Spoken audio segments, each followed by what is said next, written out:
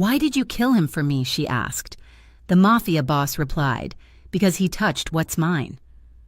The rain in Gray Harbor did not wash the city clean. It only made the grime slicker, reflecting the neon signs of the corporate towers that pierced the heavy cloud cover like needles of light. Down here, on the pavement, the city smelled of wet asphalt, old exhaust, and the salt coming off the dark, churning water of the harbor. Emma Romano pulled her coat tighter around herself as she stepped out of the narrow brick building that housed the law offices of Miller and Vance. Her shoulders ached. She had spent 9 hours staring at contracts, filing motions, and fetching coffee for attorneys who billed more in an hour than she made in a week. Now, as the clock tower struck 6 in the evening, her second life was just beginning. She was 30 years old, and she was tired. It was a bone-deep exhaustion that sleep could not fix because sleep did not pay the bills. She walked briskly toward the subway station, her heels clicking a sharp rhythm on the sidewalk. She did not look at the shadows in the alleyways. In Gray Harbor, you learned early to keep your eyes forward. This was a city built on 2 things: old money and new blood. The corporate towers held the money, but everyone knew who held the blood. The Costa Syndicate did not advertise, but their presence was as heavy and pervasive as the fog rolling in off the waterfront. They owned the unions, they owned the shipping lines, and, as Emma knew all too well, they owned the night. Her destination was Veritas, an upscale lounge and bar located in the Velvet Rope district of the city. It was a place of dark mahogany, crushed velvet and crystal tumblers, where the city's elite went to pretend they were civilized while making deals that would ruin lesser men. Emma worked there 4 nights a week to chip away at the mountain of debt that sat on her chest like a stone.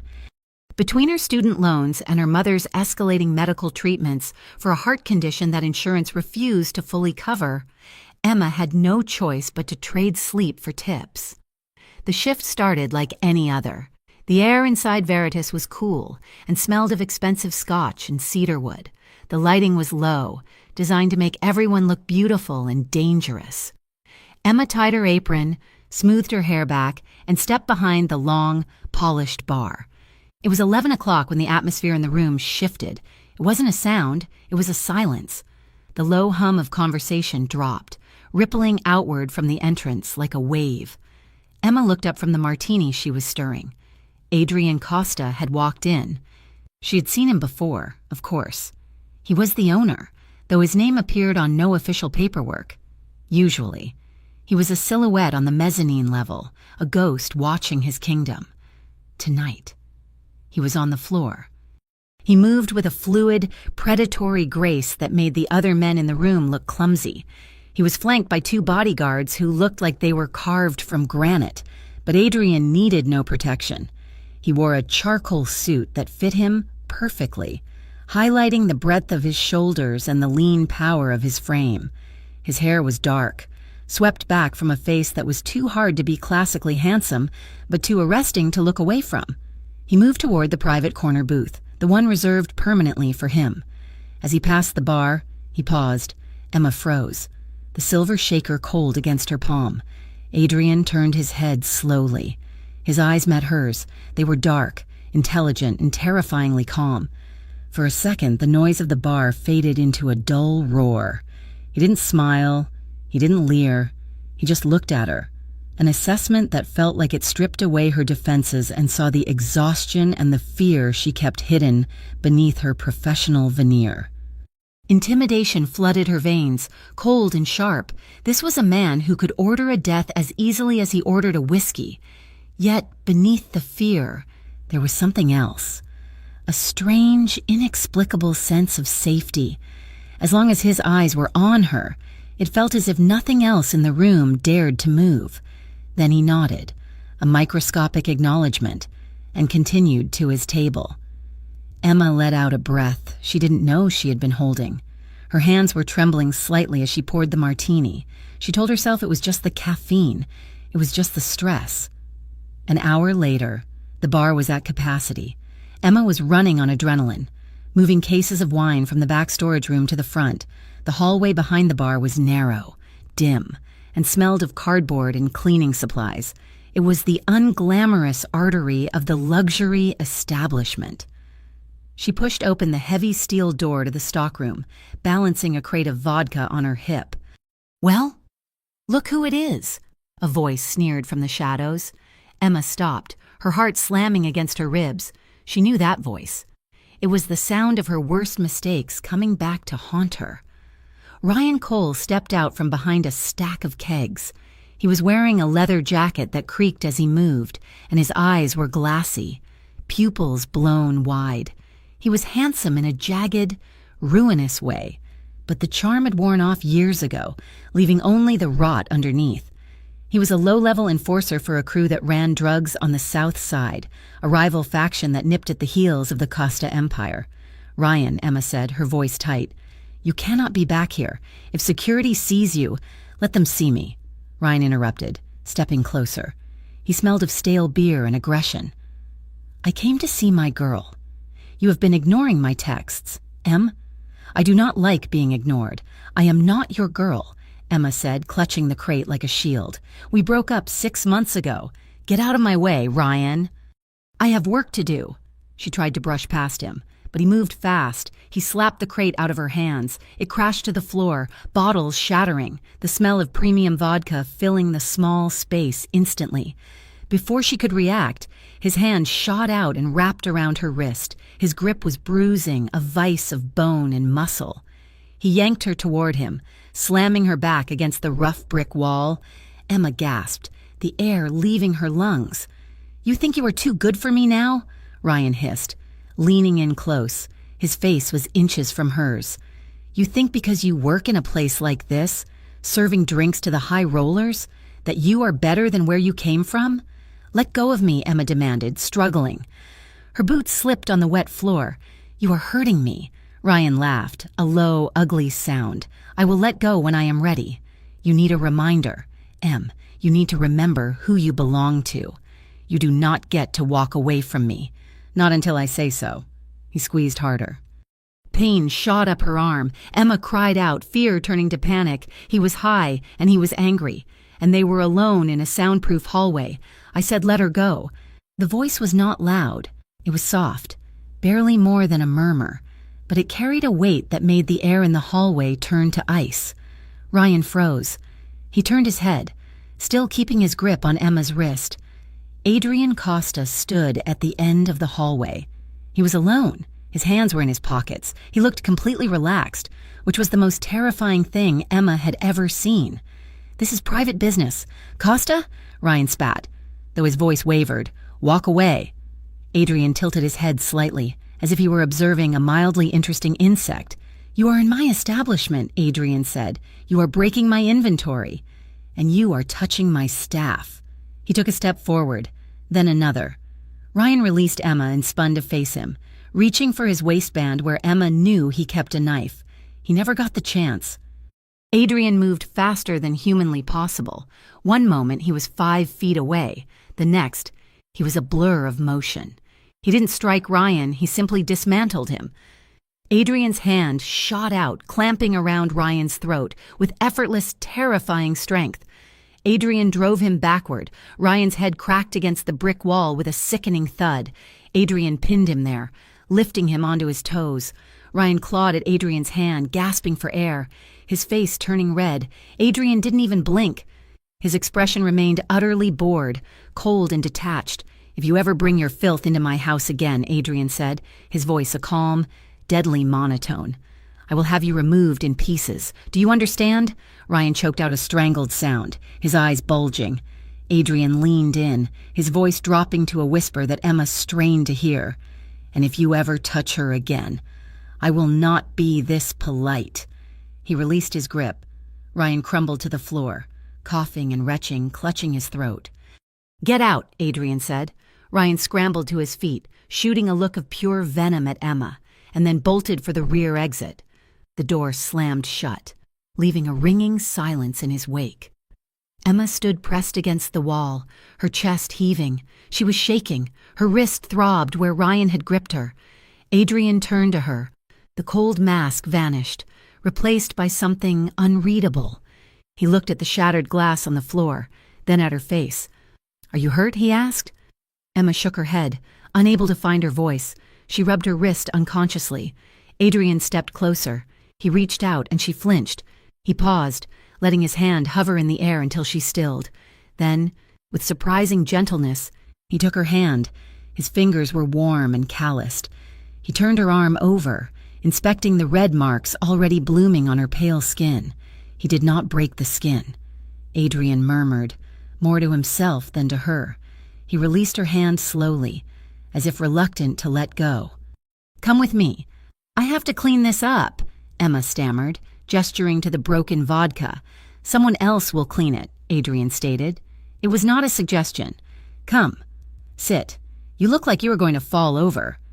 He led her out of the hallway, not back to the bar, but to his private booth in the corner.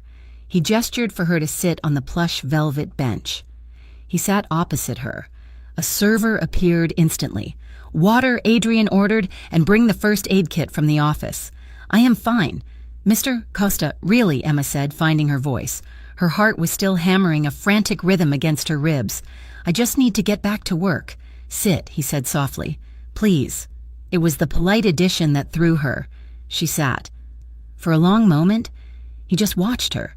His gaze tracked the pulse jumping in her throat, the way her hands clasped together in her lap. It was invasive, yet she did not look away.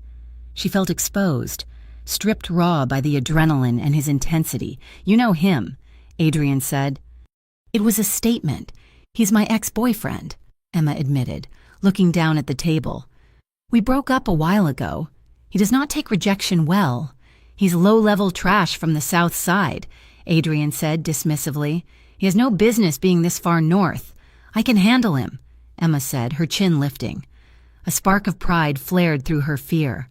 "I have been handling him for months." Adrian's eyes narrowed slightly. He looked at her wrist, then back to her eyes. "You are not handling him tonight." "Emma." She flushed. "I caught him off guard. It will not happen again, no," Adrian said. His voice dropped an octave, vibrating through the small space between them. "It will not, because Veritas is a sanctuary. When you are under my roof, you are safe. That is the rule." The server returned with a glass of water and a small white box. Adrian dismissed him with a wave. He opened the kit, took out a gel pack for bruises, and cracked it. "Give me your hand," he said. "I can do it," Emma protested. "Emma," he said. She gave him her hand.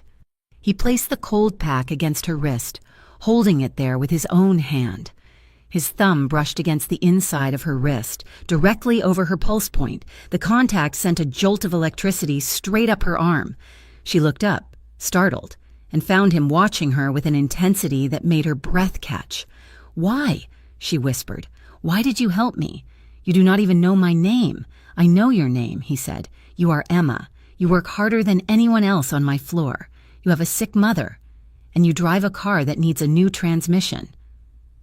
Emma stared at him, cold dread mingling with the heat in her cheeks. "How do you know that? I make it my business to know the people who work for me," Adrian said smoothly. He did not apologize for the invasion of privacy.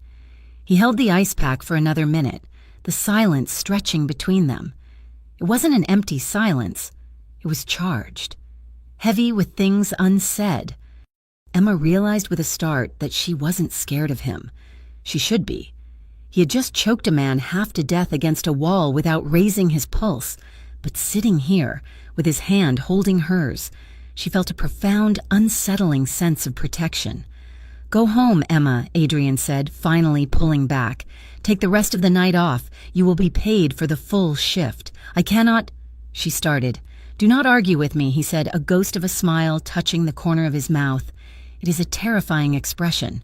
She stood up, her legs feeling unsteady. "Thank you, Mr. Costa." "Adrian," she paused. "Thank you, Adrian." He nodded once. The mask of authority slipped back into place, but his eyes remained fixed on her as she walked away. She could feel his gaze on her spine, a physical weight, until she disappeared into the staff locker room. When she exited the back of the club 20 minutes later, clutching her bag, a sleek black sedan was idling at the curb, the window rolled down. "Mr. Costa instructed me to take you home. Miss Romano," the driver said. He was a thick-necked man with kind eyes. Emma hesitated. A courtesy ride from the Mafia boss. It felt like crossing a line. It felt like accepting a debt. But her wrist throbbed, and the thought of waiting on the dark subway platform, looking over her shoulder for Ryan, made her stomach turn. "Thank you," she said, and climbed into the back seat. The car smelled of leather and conditioned air. As they glided through the rainy streets of Gray Harbor, Emma leaned her head against the cool glass. She closed her eyes, but all she could see was Adrian, the way he had stood between her and Ryan, like a monolith, the cold violence in his eyes when he looked at Ryan, and the confusing, terrifying gentleness when he looked at her. He had watched her. He knew about her mother. He knew about her car. He had been watching her for a long time. The vibration of her phone in her pocket shattered her thoughts. She pulled it out, the screen glowing bright in the dark car. 3 text messages, all from Ryan. The first was a string of incoherent curses. The second was a photo. It was a selfie taken in a bathroom mirror, harsh fluorescent light illuminating his neck. The skin was already turning a deep, angry purple in the shape of a handprint. The third message made Emma's blood run cold. "You think you are smart running to Costa? You think he cares about you? You are nothing to him. But you are mine. I am going to make you regret this. Watch your back. Em." She stared at the words until they blurred. Her hands shook as she deleted the thread, blocking the number again. But the fear remained, a cold knot in her stomach. She was caught between 2 monsters now. One who wanted to possess her out of spite, and one who had stepped in to protect her for reasons she did not understand. The driver pulled up to her apartment building, a rundown complex on the edge of the city where the streetlights flickered. "Wait until I am inside. Please," Emma whispered. "Of course, Miss," the driver said. She ran to the front door, fumbled with her keys, and locked herself inside. She didn't sleep that night. She sat by the window, watching the street, wondering if the headlights passing by belonged to Ryan or to the men Adrian Costa surely had patrolling his city. The next morning, the world felt too bright, too loud. Emma dragged herself into the law firm, her eyes gritty with lack of sleep. The fluorescent lights of the office hummed with a headache-inducing frequency. "Emma, can you pull the files for the Labyrinth Trust, mister?" Vance called out from his office. "We have to finalize the acquisition before noon." Emma nodded, moving to the secure filing cabinet. She functioned on autopilot, her fingers deftly flipping through the color-coded folders. Labyrinth Trust? It was one of their largest anonymous clients, a holding company that moved millions of dollars through real estate and logistics. She pulled the thick folder. As she did, a loose document slipped out from the back, fluttering to the floor. Emma bent down to pick it up. It was a deed transfer for a warehouse on the docks, a standard piece of paperwork, but her eyes caught the signature at the bottom of the guarantor page. It was not a lawyer's scrawl. It was a bold, sharp signature in black ink. A. Costa. Emma stopped breathing. She stared at the paper. The Labyrinth Trust, the anonymous client that paid the firm's biggest retainers. It was him. Adrian Costa wasn't just a man she had met in a bar. He wasn't just the owner of Veritas. He was here. His money paid her salary. His influence was in the very walls of the building where she spent her days. She had thought her 2 worlds, the daylight world of the law and the nighttime world of the bar, were separate. She had thought she could keep them apart. Slowly. Emma slid the paper back into the file and closed the folder. Her hands were trembling again. She realized then, with a sinking feeling of inevitability, that she hadn't just stepped into Adrian's orbit last night. She had been living in it all along.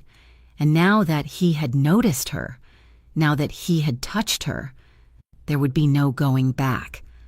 Her phone buzzed in her pocket. She flinched, terrified it was Ryan. But when she checked the screen, it wasn't a text. It was a notification from her bank. Deposit received.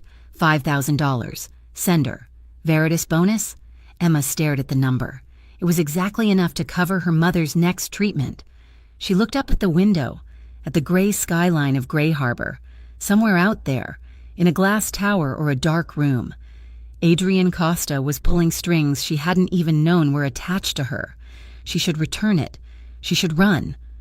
But as she thought of her mother's pale face and the stack of overdue bills on her counter, Emma knew she wouldn't. She was already trapped. 3 days had passed since the incident in the back hallway of Veritas, and Emma Romano was determined to prove that her life still belonged to her.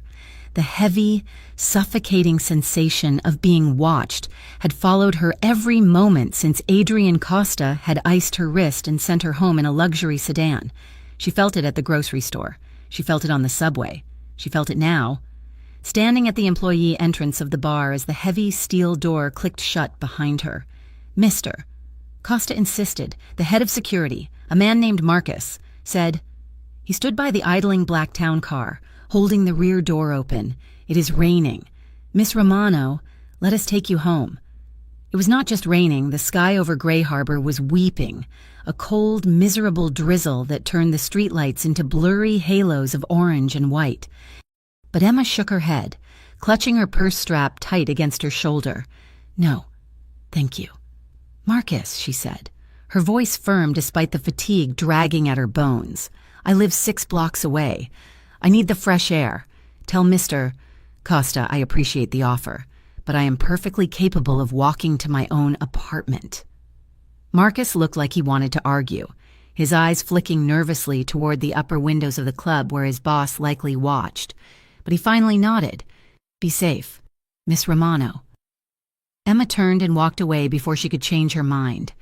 She needed to reclaim the boundaries of her existence. If she got into that car again, she felt she would be acknowledging a debt she could never repay, admitting that she needed the protection of a man whose name was whispered in fear across the city. She turned onto 4th Street, head down against the wind.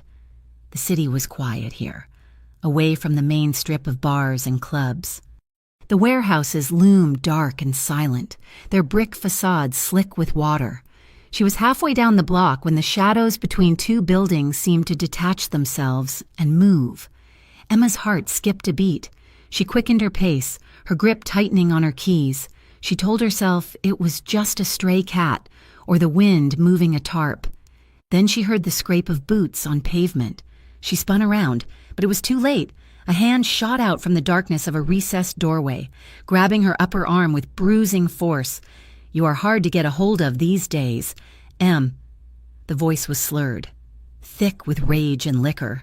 Ryan Cole shoved her backward, his momentum driving them both into the narrow, unlit alley between a pawn shop and a shuttered bakery. Emma gasped as her back hit the rough brick wall. The impact knocked the wind out of her. Before she could scream, Ryan was there, pressing his body against hers, pinning her in place. He smelled of cheap whiskey and unwashed clothes, a sharp, sour stench that made her stomach churn. "Ryan," she choked out, pushing against his chest with both hands. "Get off me! I saw you," he spat, his face inches from hers. "I saw you get into his car the other night. You think you are royalty now? You think because you let the boss look at you? You are too good to answer my texts." He was not just angry, he was unhinged. His eyes were wide and bloodshot in the dim light filtering in from the street. This was not the petty jealousy of an ex-boyfriend anymore. This was something dangerous. "Leave me alone," Emma shouted, her voice cracking. She slammed the heel of her hand into his shoulder, trying to break his hold. Ryan laughed, a wet, ugly sound. He grabbed her shoulders, his fingers digging into the soft flesh of her arms so hard she knew it would leave marks. He shook her, his head snapping back and forth. "You do not listen," he shouted. "I told you that you belong to me. You do not get to walk away until I say we are done. You think Costa cares about you? You are just a toy to him, but you are mine. Emma, mine." He leaned in, his mouth wet and loose, trying to force a kiss on her. Panic flared white-hot in Emma's chest. She turned her face away, squeezing her eyes shut, and shoved him with every ounce of strength she had left. She managed to create a few inches of space, but in the struggle, her purse slipped from her shoulder and hit the wet pavement with a splash. Her keys clattered away into the dark. "No!" she screamed, terror finally breaking through her defiance. "Get away from me!" Ryan's expression twisted from mockery to pure violence. He raised a hand, his fist clenching. "You need to learn some respect." he hissed. Suddenly, the alley was flooded with blinding white light. High beams cut through the rain, illuminating the falling droplets like diamonds. A low, powerful engine growled, and a sleek black car swerved into the mouth of the alley, blocking the exit completely. Ryan froze, his arm still raised, squinting into the glare.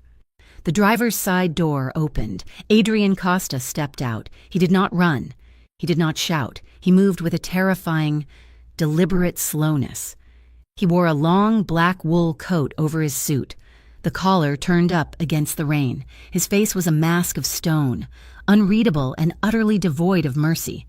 Two other men, large and silent, stepped out from the car behind him, but they stayed back. Adrian walked alone. Ryan released Emma and stumbled back a step, shielding his eyes. "Who is there?" he shouted, his voice wavering.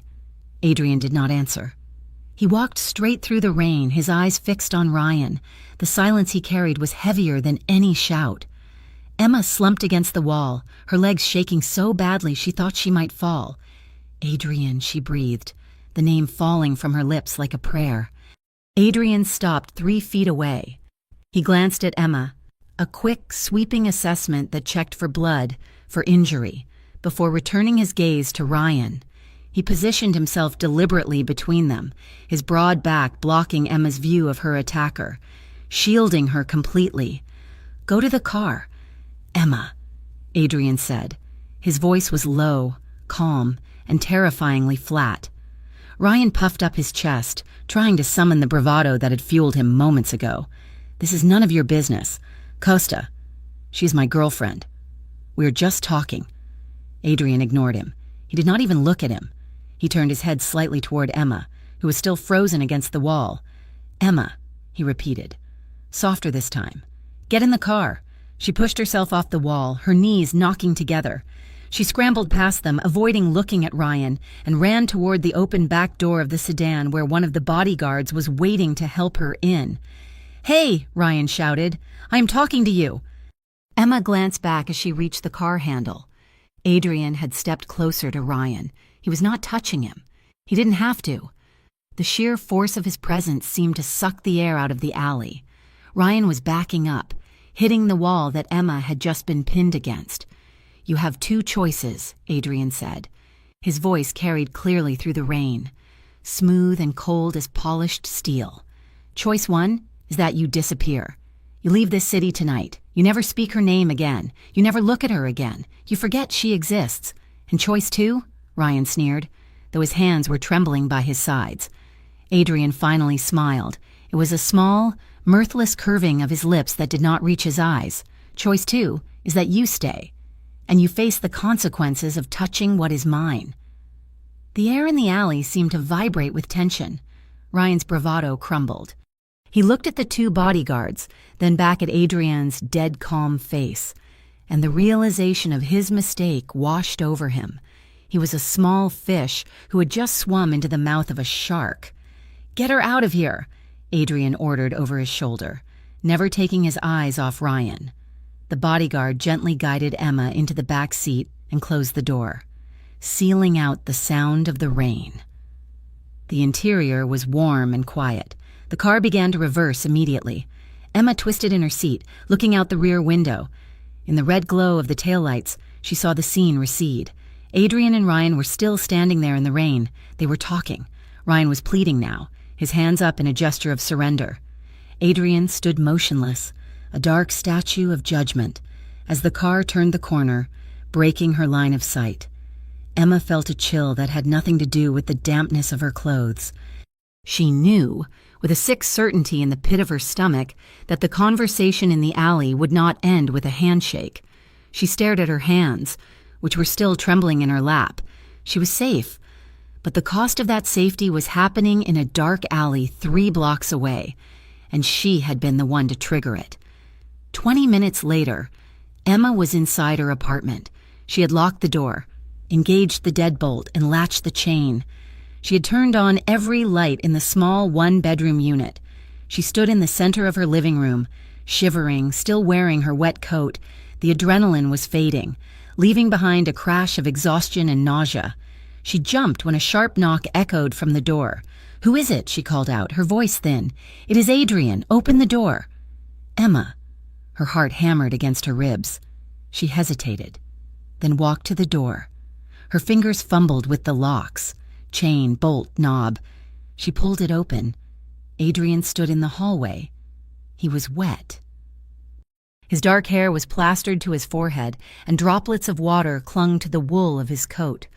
Behind him stood one of his men, a silent sentinel watching the stairwell. "May I come in?" Adrian asked. It was phrased as a question, but his body was already moving forward. Emma stepped back, allowing him entry. "What are you doing here?" she asked. Is he gone?" Adrian did not answer immediately. He closed the door and locked it himself, testing the handle to ensure it held. Then he moved past her, walking through her small apartment with efficient, precise strides. He checked the window locks in the living room. He walked into her bedroom and checked the fire escape access. He opened the closet.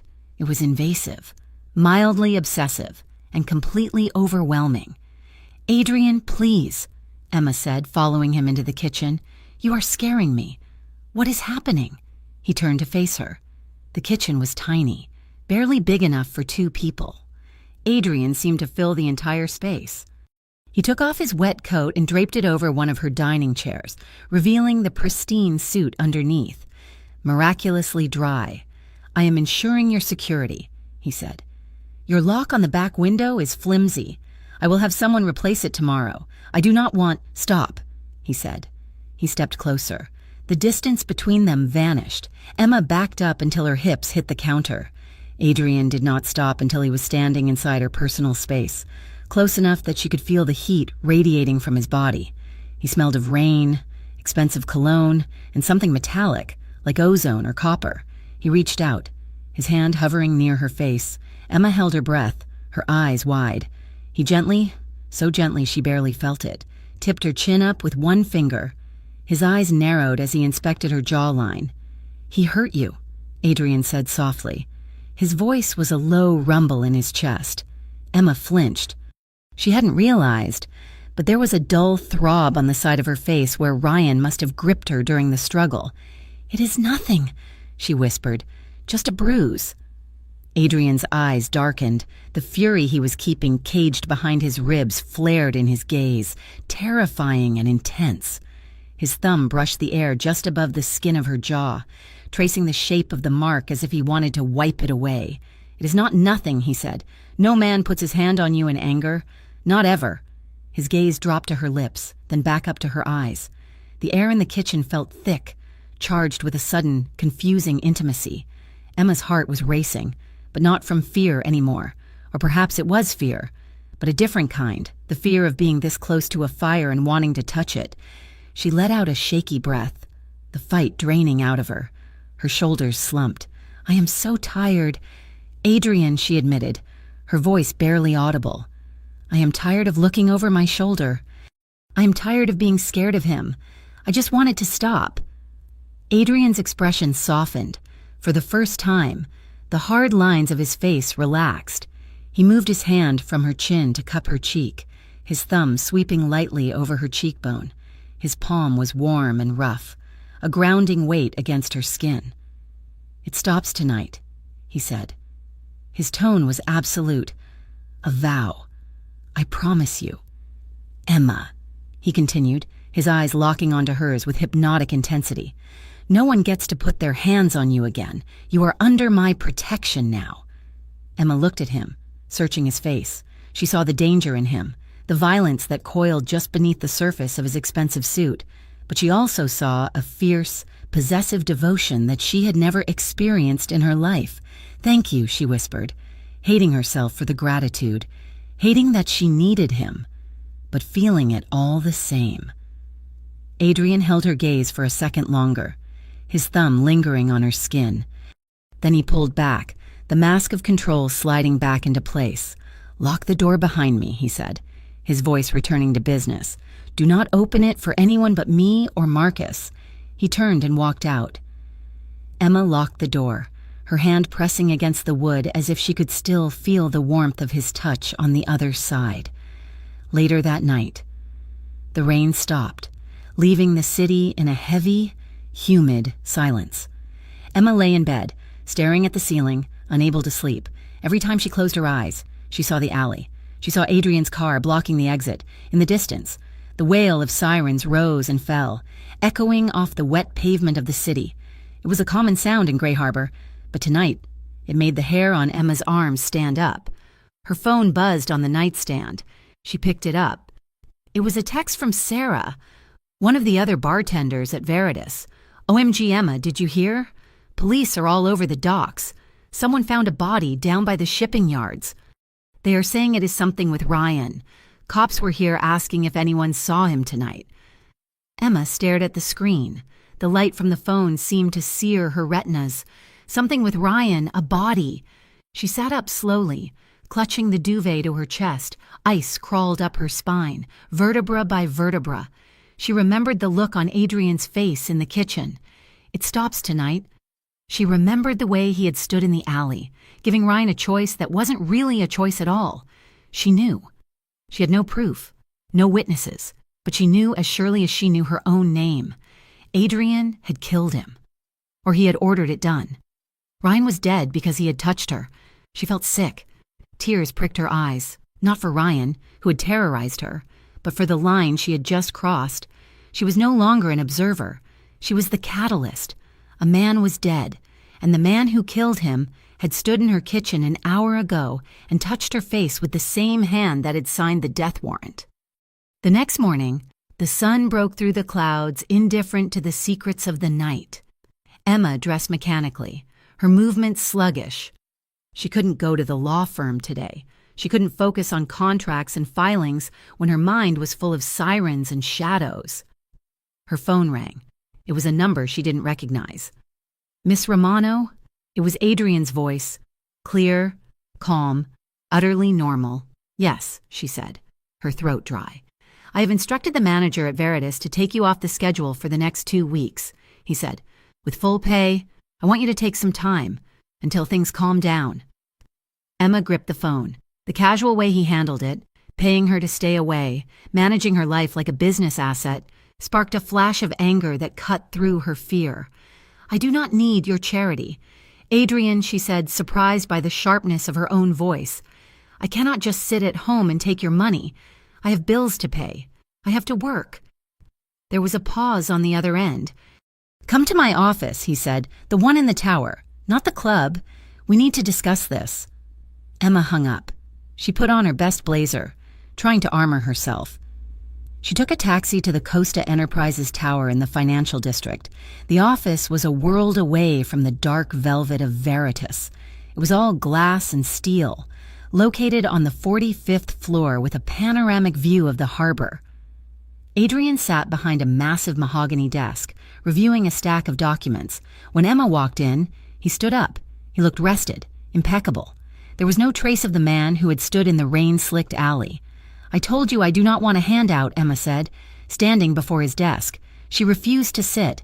"If I do not work, I do not get paid. That is how my life works."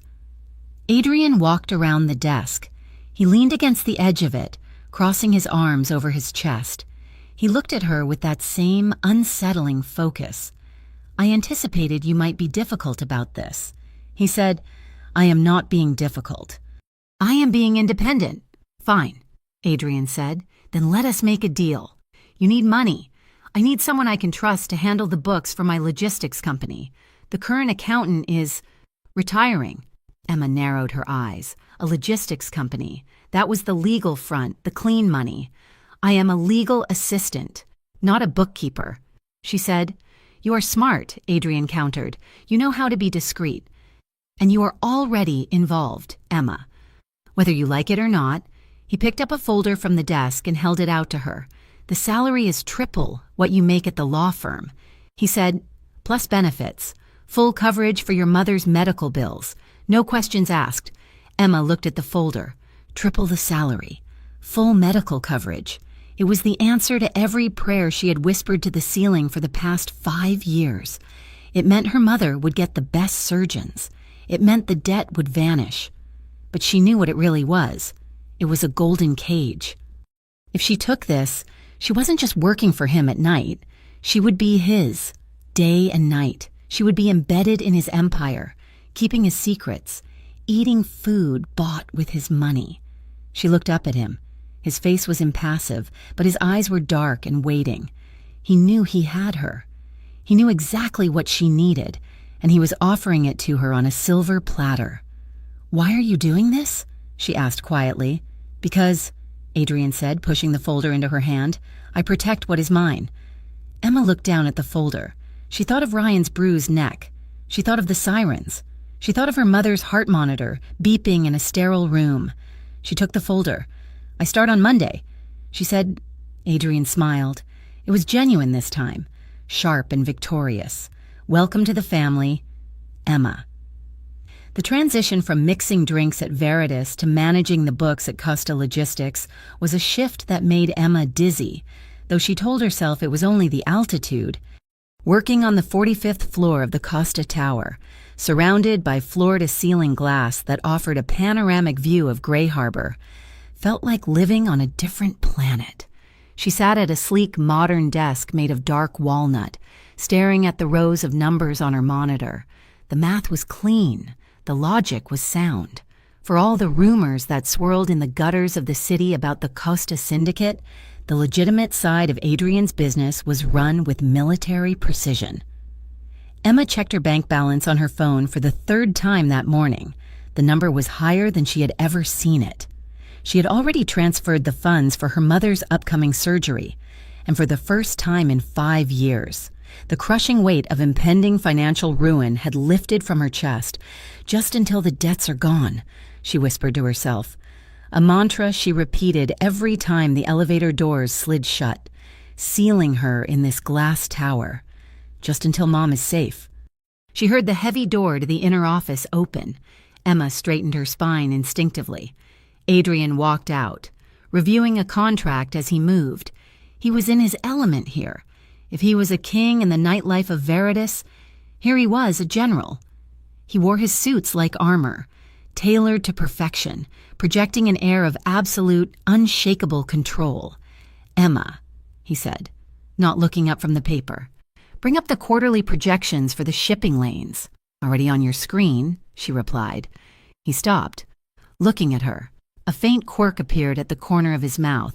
"Efficient," he noted. "I like to be prepared," she said. He walked around her desk. Instead of going to his own computer, he stood behind her chair. Emma felt the fine hairs on the back of her neck stand up. He was not touching her, but his presence was a physical weight, a wall of heat and expensive cologne, sandalwood and something crisp, like winter air.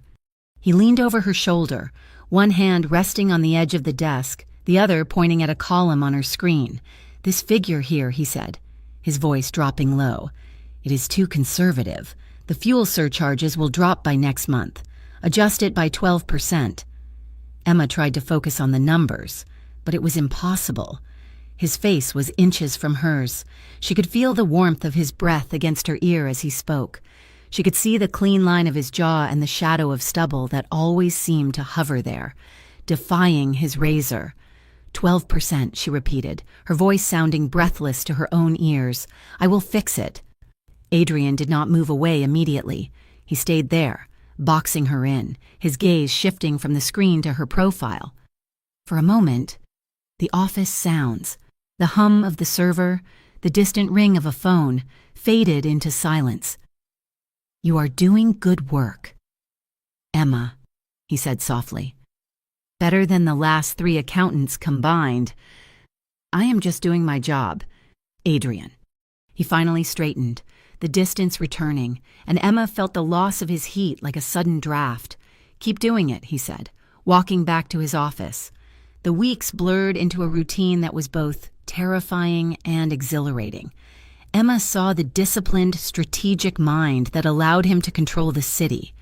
He negotiated deals with a ruthless calm, dissecting his opponent's weaknesses before they even realized they were bleeding. He was brilliant, and he was dangerous. Then came the night of the storm. It was late October, and a nor'easter was hammering the coast. Rain lashed against the high-rise windows with violent force, turning the city lights below into smeared streaks of color. The office was empty. The rest of the staff had gone home hours ago, fleeing the weather, but Adrian had stayed to monitor a shipment, and Emma had stayed because he had... She was in the break room, pouring a cup of coffee, when the building shuddered. A crack of thunder, loud as a cannon shot, exploded directly overhead. The lights in the office flickered and died, plunging the room into gray shadows before the emergency generators hummed to life, bathing the space in a dim, amber glow. Emma jumped, her hand jerking. Hot coffee splashed over the rim of the mug, soaking her hand and spilling onto the polished table. "Damn it," she hissed, shaking her hand. She grabbed a stack of napkins, her heart racing from the sudden noise. "Are you all right?" She spun around. Adrian was standing in the doorway of the break room. He had taken off his jacket and rolled up his sleeves, revealing forearms corded with muscle. In the dim light, with the storm raging behind him outside the glass walls, he looked less like a CEO and more like something primal. "I am fine," Emma said, dabbing at the spill. "Just the thunder, it startled me." He walked over, his movements quiet. "Let me see." He took her hand. His grip was firm but surprisingly gentle. He examined the red skin where the coffee had scalded her. "Run it under cold water," he instructed, leading her to the sink. He turned on the tap and held her hand under the stream. The cool water was a relief, but the sensation of his fingers laced with hers was overwhelming. They stood side by side in the semi-darkness, the only sound the rushing water and the rain hammering against the glass. Adrian turned off the tap. He reached for a paper towel and began to dry her hand, his motions slow and deliberate. He dried each finger, his touch lingering on her skin. "You should go home," he said, though he made no move to release her. "The storm is getting worse." "I cannot drive in this," Emma admitted, looking up at him. "My car would float away." Adrian half smiled. "Then you are trapped here with me." It was said lightly, but the weight of the words hung in the air. Trapped. With him. They moved back to his office, where the view of the storm was most intense. They didn't turn on the overhead lights. The amber glow from the hallway and the flashes of lightning were enough. Adrian poured 2 glasses of amber liquid from a crystal decanter and handed one to her. "Bourbon," he said. "It helps with the nerves." Emma took a sip. It burned pleasantly on the way down. She sat on the leather sofa, and Adrian sat in the armchair opposite her, leaning forward, his elbows on his knees. "Tell me about them," he said suddenly. "About who? Your family. You worked 2 jobs to pay for your mother. Where's your father?" Emma looked into her glass. "He left when I was 12, she said quietly. "He said the medical bills were too much pressure. He went out for cigarettes and never came back." Classic, right? Adrian did not laugh. He listened with an intensity that made her feel like her small, sad story was the most important thing in the world. "Cowardice is common," Adrian said, his voice hard. "Loyalty is rare." "What about you?" Emma asked. "Emboldened by the bourbon and the darkness, you took over this company very young, didn't you?"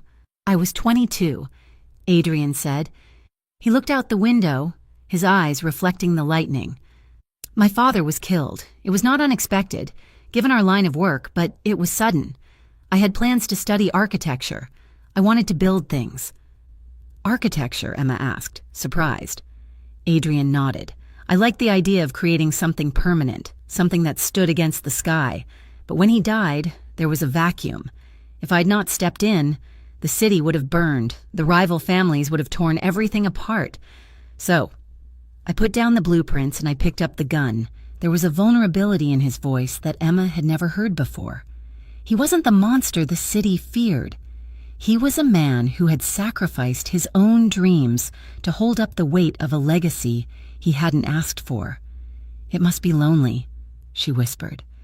Adrian looked back at her. "It was," he said, "until recently." Emma's breath hitched. She stood up, needing to move, needing to diffuse the sudden thickness in the air. She walked to the window, watching the jagged forks of white light tear across the sky over the harbor. Adrian stood too. He came up behind her. He didn't touch her, but she could feel him there. a solid, warm presence at her back. "You are not like the others." "Emma," he said softly, "you do not look at me and see a checkbook, and you do not look at me and see a monster." "I see you," she said, her voice trembling. Lightning flashed, illuminating their reflections in the glass. In the reflection, she saw him raise his hand. He reached out as if to touch her hair, his fingers hovering inches from her head. He hesitated, his hand trembling slightly, a man who was used to taking whatever he wanted, suddenly afraid to cross a line. Emma's heart hammered against her ribs. She didn't move away. She leaned back, just an inch, invading his space. It was a silent permission, a surrender. Adrian closed the distance.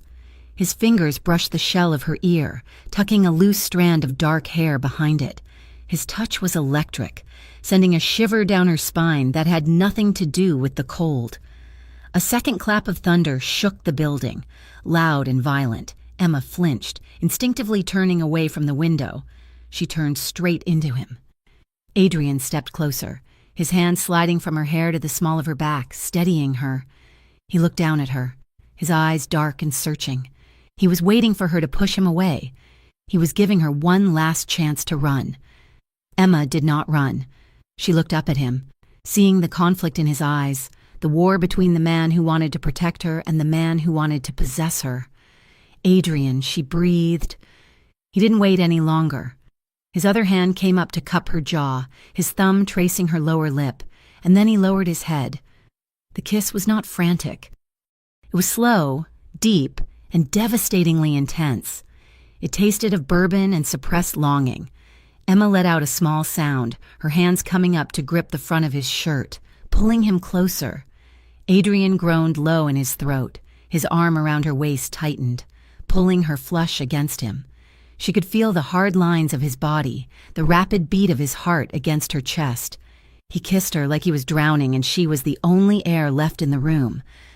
When they finally pulled apart, both of them were breathing hard. Adrian rested his forehead against hers, his eyes closed. "You have no idea," he whispered roughly, "how long I've wanted to do that." Emma's hands were still clutching his shirt. She felt as if the ground had shifted beneath her feet. The line was crossed. There was no going back to ledgers and spreadsheets now. Over the next few weeks, the office became a landscape of secrets. They maintained the facade of professionalism during the day, but the air between them was charged with a new, dangerous electricity. It was in the stolen moments that no one else saw. It was Adrian guiding her through a crowded charity gala he forced her to attend as staff, his hand resting possessively at the curve of her waist, his fingers pressing into the silk of her dress with a claim that made her knees weak. It was the morning in the elevator, just the two of them rising 40 floors. Adrian didn't speak. He simply stood beside her and let his thumb trace slow, maddening circles against her hip bone, his eyes fixed on the numbers counting up, while Emma had to bite her lip to keep from making a sound. It was the late nights when the cleaning crews had gone. Emma would be finishing a report, and Adrian would come in and sit on the edge of her desk. They would talk about everything and nothing, his knee pressing firmly against hers, a constant point of contact that grounded her in his world. But the world outside the tower was not as quiet. 3 weeks later, on a Friday afternoon, Adrian came out of his office. His face was grim. "Pack a bag," he said. "What?" Emma asked, looking up from her computer. "You are not staying at your apartment this weekend," he stated. "There has been chatter, vague threats. I am not taking chances. Where am I going?" "You are coming with me." "To the penthouse." The penthouse was on the top floor of a residential tower a few blocks away. It was a fortress of luxury, accessible only by a private elevator that required a biometric scan. That night, the city felt distant, muted by the height and the heavy soundproofing. Emma stood in the center of the living room, feeling small. "You are safe here," Adrian said, locking the heavy door. "No one gets in unless I allow it." The tension of the threat, combined with the enforced proximity, stripped away the last of their defenses. They didn't sleep in separate rooms. They didn't sleep at all. At first, they lay on the massive velvet sofa in the sunken living room, fully clothed. Adrian lay on his back, and Emma lay beside him, her head resting on his chest. His arm was wrapped around her, holding her with a fierceness that bordered on painful. She listened to the steady, strong rhythm of his heart. It was the only thing that made sense in the chaos. "Adrian," she whispered into the darkness, "are we safe? Truly? As long as I am breathing. You are safe," he answered. He turned his head, kissing her forehead, then her temple. It wasn't sexual. Not tonight. It was an intimacy far deeper than that. It was the desperate need for human contact in a life defined by violence. They fell asleep like that, tangled together, two people holding on to each other as the world burned around them. But the daylight always brought the truth back into focus. Emma began to see the cracks in the armor. She began to understand what logistics really meant for the Costa syndicate. She heard it in the passing comments Adrian made to his lieutenants when he thought she wasn't listening. Phrases like, "clean up the problem and send a message." She heard it in the hushed, rapid-fire Italian he spoke on the phone, his voice dropping to a register that sounded like grating stone. And then, there was the Tuesday morning that changed everything. Emma was walking toward the conference room with a stack of files. The door to Adrian's private meeting room, a soundproofed space she was never invited into, opened abruptly. A man stumbled out. Emma froze. The man was holding a cloth to his nose, which was clearly broken. Blood was streaming down his chin, staining his expensive shirt. He was limping behind him, inside the room. Emma saw two of Adrian's enforcers wiping down the table. And she saw Adrian when he was standing by the window, adjusting his cufflinks. He looked perfectly calm. He looked at the bleeding man with cold indifference, then looked up and saw Emma standing in the hallway. For a second, the mask slipped. She saw a flash of regret in his eyes, but he didn't look away. He didn't try to hide it. The injured man scurried past Emma, muttering an apology, terrified to even look at her. Emma stood rooted to the spot, clutching the files to her chest. Her heart was pounding, not with the excitement of his touch, but with cold, hard fear. Adrian walked out of the room. He stopped in front of her. He checked her face, searching for revulsion. "Emma," he said quietly. Will he be okay?" she stammered. "He stole from us," Adrian said. His voice was devoid of emotion. "He is lucky to be walking at all." Emma looked at Adrian's hands, the same hands that had tucked her hair behind her ear, the same hands that had held her through the night on his sofa. There was no blood on them, but she could see it all the same. She realized then that she had fallen in love with a man who was two things at once. He was her protector, the man who made her feel safe for the first time in her life, and he was a monster who broke men's bones before lunch. "I have work to do," she whispered, stepping around him. Adrian didn't stop her. He watched her go, his expression hardening. He knew, as she did, that the bubble they had built in the storm was fragile, and the real world was coming for them with a sledgehammer. Emma went back to her desk, her hands shaking as she typed. She looked out at the city, at the gray harbor waters, and wondered how long she could live in the shadow of a mountain before the avalanche came down. The peace that Emma had found in the glass tower was an illusion, shattered not by thunder this time, but by the jagged reality of war. The Costa Syndicate had ruled Gray Harbor for decades, but power in the underworld was like blood in the water. It attracted sharks. The Navarra crew, a brutal organization from the southern districts, had sensed a shift in the currents. They had smelled weakness, and for the first time in Adrian Costa's reign, that weakness had a name. It started with the phone calls, silence on the other end, heavy and breathing, followed by a click. Then came the messages, encrypted texts that bypassed her spam filters, arriving at 3 a.m. "Ask him how much you are worth. We know where your mother sleeps." Emma tried to hide them from Adrian, terrified of what his reaction would be, but the war came to her doorstep regardless.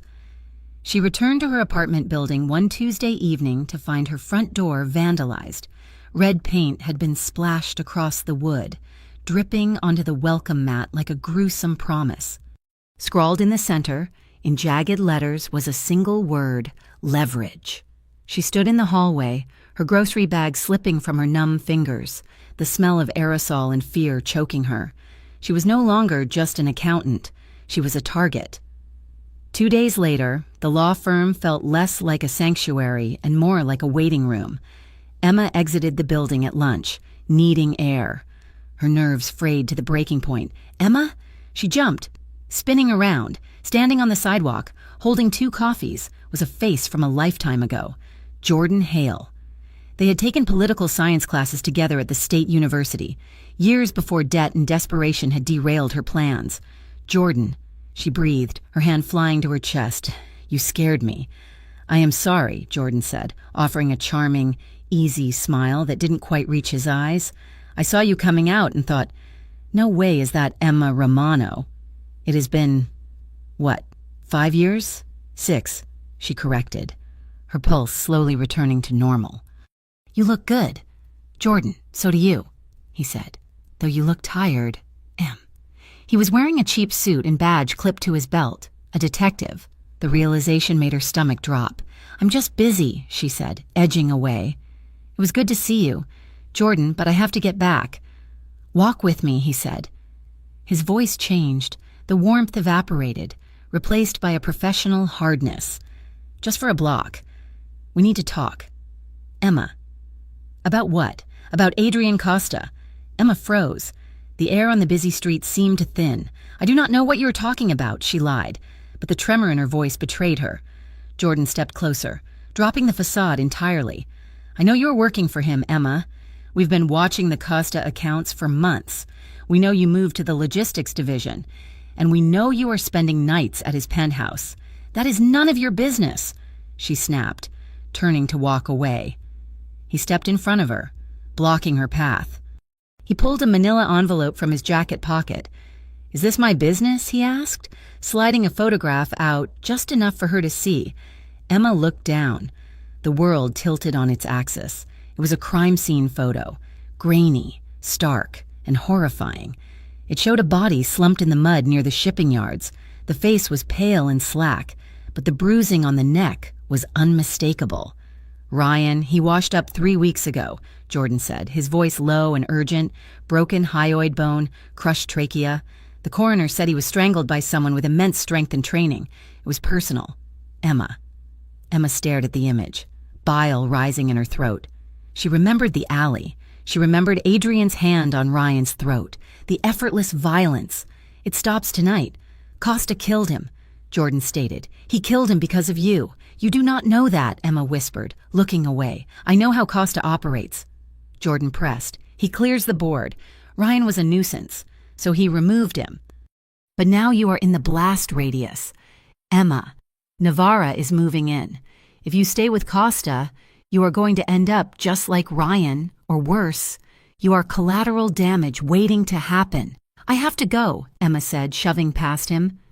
Tears blurred her vision. Jordan called after her, "When you are ready to talk, call me, before it is too late." Emma ran. She didn't go back to the firm. She took a taxi straight to the tower, her hands shaking so badly she could barely pay the driver. She stormed past Adrian's assistant, bursting into his office. Adrian was on a call, standing by the window. He turned, seeing her face, and immediately hung up the phone without a word. "Emma?" he said, stepping toward her. "What is it?" She threw her bag onto the sofa. The image of Ryan's dead face burned into her retinas. "Did you kill him?" she demanded. Her voice broke, cracking under the weight of the accusation. Adrian stopped. His expression didn't change. He didn't look surprised. He looked resigned. "We are discussing this now?" he asked calmly. "Yes, we are discussing this now," Emma shouted. "Detective Hale showed me the photo. Adrian, he showed me Ryan's body. He said his throat was crushed." Adrian remained perfectly still. He did not flinch. He did not look away. "Ryan is dead," he said flatly. "Did you order it?" Emma asked, tears streaming down her face. "Or did you do it yourself?" "I removed a threat," Adrian said. "The temperature in the room seemed to drop 10 degrees. He touched you. He threatened you. He made it clear he would not stop. I gave him a choice. He chose poorly. He was a human being," Emma cried. "He was an idiot and he was toxic, but he did not deserve to die. And you stood in my kitchen that night. You touched my face. You promised me safety. Was that the safety you meant? Murder? I did what was necessary. Adrian's voice rose, a flash of frustration cracking his stoic exterior. You live in a world of laws and sunlight. Emma, I do not. In my world, if someone threatens what is mine, they are eliminated. If I had let him live, he would have come back. He would have hurt you. I refuse to allow that. So you are the judge, jury, and executioner? Emma asked, horrified. If I have to be, yes. She looked at him, really looked at him, and saw the chasm between them. She loved him. God help her. She loved him, but his hands were stained with blood that had been spilled for her. I cannot do this, she whispered, backing away. I cannot be part of this. Adrian, the police are watching me. Navarra is painting threats on my door, and you are killing people in my name. Emma. Wait, Adrian said, reaching for her. Do not touch me, she said, holding up a hand. I need to leave. I am suffocating here. You cannot leave, Adrian said, his jaw tightening. Navarra is hunting. You are safest here with me. Safe? Emma laughed, a brittle, hysterical sound. I have never been less safe in my life. I am going to my mother's house. No, Adrian commanded. That is too exposed. I do not care, Emma shouted. I need to be away from you. I need to think. If you care about me at all, Adrian, you will let me go. Adrian stared at her. His fists clenched at his sides, the knuckles turning white. He looked like a man fighting a war against his own instincts. Every fiber of his being wanted to lock her in this tower and keep her where he could see her, but he saw the terror in her eyes, and he realized, with a sickening jolt, that right now, he was the one frightening her. Fine, he said, the word clipped and cold. Go to your mother's, but you stay inside. I will do what I want, Emma said. She turned and walked out. Adrian watched her go, a muscle feathering in his jaw. As soon as the elevator doors closed, he picked up his phone. Marcus, he said, his voice deadly quiet. She is going to her mother's house in East Hills. Put a team on the perimeter. 4 men. If anyone other than the mailman gets within 50 feet of that house, I want to know. I thought she wanted space. Boss, Marcus said. She can have space, Adrian said, staring at the empty door. But she does not get to be unprotected. Emma's mother lived in a small, weathered bungalow in a quiet neighborhood where the loudest sound was usually a lawnmower. For 2 days, it felt like a sanctuary. Emma made tea, sat on the porch, and tried to breathe. She told her mother the bruises under her eyes were from overwork. She tried to convince herself she had made the right choice. She tried to convince herself she could walk away from Adrian Costa. But at night, she lay in her childhood bed, aching for the weight of his arm across her chest. She didn't see the black sedan parked 2 streets over. She didn't see the men in the shadows watching her front yard. On the 3rd evening, Emma's mother ran out of her heart medication. The pharmacy was only 6 blocks away. Emma, needing to feel useful, volunteered to walk. It is just a walk, she told herself. I cannot live in fear forever. The autumn air was crisp. Emma walked briskly, her hands shoved deep into her coat pockets. She bought the pills and a chocolate bar, trying to feel normal. She was walking back, passing a stretch of road bordered by an empty lot, when a gray van screeched around the corner. Emma stopped, her instincts screaming. The van mounted the curb, cutting off her path. The side door slid open with a harsh metal grind. 2 men jumped out. They were wearing balaclavas. Emma turned to run, but her boots slipped on the loose gravel. Get her, one of them shouted. Panic, white and blinding, exploded in her brain. She scrambled backward, dropping the pharmacy bag. Help, she screamed, the sound tearing at her throat. The first man reached her. He grabbed her arm, his fingers digging into her coat. Emma kicked out, her boot connecting with his shin. He grunted but didn't let go. He yanked her toward the open van. No, no, Emma shrieked, clawing at his face. The second man grabbed her waist, lifting her feet off the ground. They were dragging her. The dark maw of the van loomed closer. She could smell the stale interior, sweat and old grease. She was going to disappear, just like Ryan. Suddenly, a roar filled the air. Not a scream, but an engine. A black SUV tore across the empty lot, smashing through a wooden fence, debris flying. It didn't slow down. It slammed into the side of the gray van with a bone-jarring crash. The impact knocked the men off balance. They dropped Emma. She hit the pavement hard, scraping her palms, and scrambled away on her hands and knees. The doors of the SUV flew open. Adrian Costa did not step out. He erupted. He moved with a violence that was terrifying to behold. He hit the first kidnapper like a freight train, driving his shoulder into the man's chest. The man went down, gasping for air. Adrian didn't stop. He delivered a brutal, calculated kick to the man's ribs, a sickening crack echoing in the quiet street. The second kidnapper fumbled for a gun in his waistband. Adrian spun around. He was faster. He caught the man's wrist, twisting it with a savage jerk. The gun clattered to the asphalt. Adrian drove his elbow into the man's face, shattering his nose. The man collapsed, blood gushing. Marcus and two other guards were there a second later, securing the perimeter, guns drawn but trained on the ground. Adrian stood over the groaning men, his chest heaving. He looked wild. His tie was gone, his shirt collar torn. He looked at the men with a hatred so pure it could have set the asphalt on fire. "Load them up," Adrian barked at Marcus. "The trunk. I will deal with them personally." He turned to Emma. The rage vanished from his face, replaced by a desperate, frantic terror. "Emma!" He fell to his knees beside her. Emma was shaking violently, unable to speak, her eyes wide and fixed on the blood on the pavement. Adrian pulled her into him. He wrapped his arms around her, burying his face in her neck. He was shaking too. "I have you," he rasped, his voice raw. "I have you. You are safe." Emma clung to him. She gripped his shirt, sobbing into his chest. The smell of him, sandalwood and gunpowder, was the only thing anchoring her to the earth. "Get us out of here," Adrian ordered, lifting Emma into his arms as if she weighed nothing. The ride back to the penthouse was a blur of speed and silence. Adrian didn't let go of her hand. He stared out the window, his profile etched in stone, plotting a retribution that would shake the city. When the elevator doors opened into the penthouse, the silence broke. Adrian set her down. He paced the length of the room, running his hands through his hair. "I told you," he shouted, the fear turning into anger. "I told you it was not safe. I told you they were watching.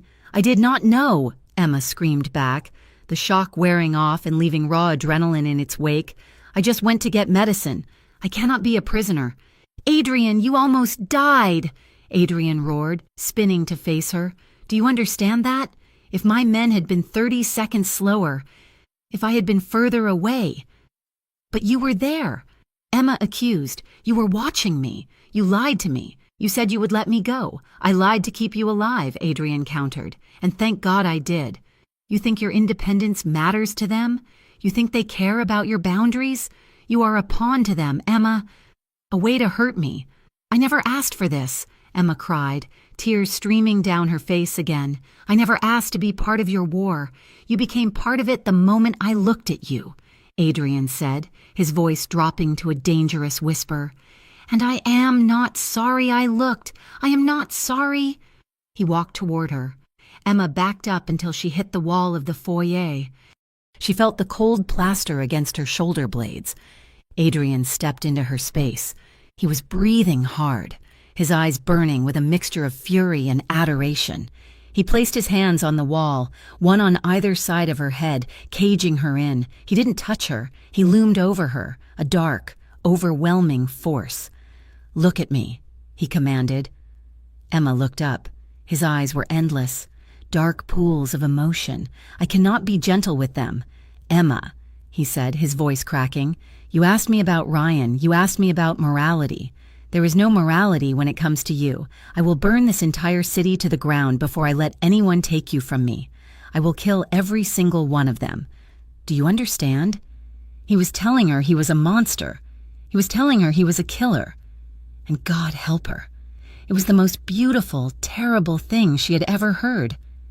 She looked at his chest, heaving with exertion. She looked at the blood on his knuckles, blood he had spilled to save her life. She reached up, Her hands grabbed the lapels of his torn shirt. She pulled him toward her. "I know," she whispered, her voice trembling. It wasn't forgiveness. It was acceptance. It was a surrender to the darkness because the light had failed to protect her. Adrian let out a shuddering breath. He leaned his forehead against hers, closing his eyes. "I am sorry," he murmured. "I am so sorry." They stood there for a long time, pressed against the wall, two survivors in a world trying to tear them apart. 2 hours later, the penthouse was quiet. Emma had showered, washing the grit of the alley off her skin, though the fear still clung to her. She sat on the sofa, wrapped in a blanket. Adrian had gone into his study to handle things. The doorbell rang. One of the guards checked the monitor. "It is Detective Hale," he announced. Adrian came out of the study. He had changed his shirt, but his face was still hard. "Let him in." Jordan Hale walked in. He looked tired. He looked at Emma, huddled on the couch, and his expression softened. "I heard about the attempted abduction," he said. "I am glad you are okay." "Emma." "I am fine," Emma said hollowly. Jordan turned to Adrian. "You have had a busy night." "Costa." "I have been here all evening," Adrian said, pouring himself a drink. "Comforting my girlfriend." Jordan let out a short, dry laugh. He pulled a tablet from his bag. "We just got reports from the south side," Jordan said. "A warehouse owned by the Navarra family. It seems they had a gas leak. Massive explosion, and before the fire, witnesses say a single attacker entered the building." He swiped the screen and held it up for Emma to see. It was a grainy surveillance still from a traffic camera across the street from the warehouse. It showed a figure exiting the burning building. The figure was tall, broad-shouldered, wearing a dark coat. He was walking away from the inferno with a calm, terrifying stride. "Several men are in critical condition," Jordan said, watching Emma's face. "One is dead. The leader of the crew that tried to grab you shot execution style." Emma looked at the photo. The silhouette was unmistakable. She looked up at Adrian. He was sipping his drink, watching her. He didn't deny it. He didn't look ashamed. He looked like a man who had kept his promise. "I will deal with them personally." He had left her in the shower. He had gone out, crossed the city, slaughtered the men who had threatened her, and returned before her hair was dry. "That is a tragedy," Adrian said to the detective. "The city is a dangerous place." Jordan took the tablet back. "It is," he agreed, "and it is getting more dangerous by the hour. You are starting a war. Costa, and she is going to be in the middle of it." He looked at Emma one last time. "Make your choice, Emma. But make it fast." When the door closed behind the detective, the silence in the penthouse was deafening. Emma looked at Adrian. She saw the blood on his hands that no amount of washing could remove. She saw the monster, and she knew, with a sinking, terrified heart, that she wasn't leaving. She was in the blast radius, and she was already burning. The explosion did not sound like a movie effect. It was not a grand, rolling boom. It was a sharp, cracking snap that punched the air out of the street, followed instantly by a wave of heat that felt like a physical blow. Emma Romano had been standing exactly 20 feet away from the silver sedan that was meant to take her to the office. She had stopped, her hand hovering over the door handle, when her phone buzzed with a request from Adrian's assistant to grab a specific file from the courier across the street. That 3-second delay, that mundane administrative pivot, saved her life. She was thrown backward by the force of the blast, landing hard on the pavement. Her ears rang with a high-pitched whine that drowned out the screaming of pedestrians. She looked up, dazed, to see the sedan, the car she sat in every morning, engulfed in a pillar of black smoke and orange flame. The metal chassis was twisted like a crushed soda can. For a moment, time suspended. Ash rained down like gray snow.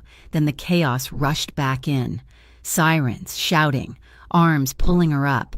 "Emma? Emma!" The voice cut through the ringing. Adrian was there. He had been in the lead car, 20 yards ahead.